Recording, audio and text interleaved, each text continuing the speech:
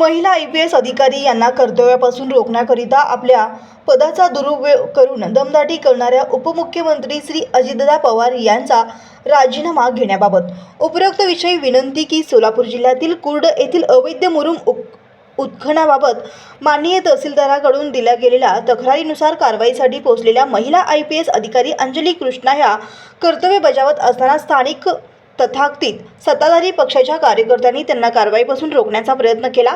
तेवढ्यातच न थांबता राज्याचे उपमुख्यमंत्री श्री अजितदादा पवार यांना भ्रमणध्वनीद्वारे माहिती देऊन कारवाई रोखण्याची मागणी केली। कार्यकर्त्यांच्या मागणीनुसार कार्यकर्त्यांच्या भ्रमणध्वनीद्वारे माननीय उपमुख्यमंत्री यांनी संबंधित अधिकाऱ्यास त्वरित कारवाई थांबवण्याचे निर्देश दिले।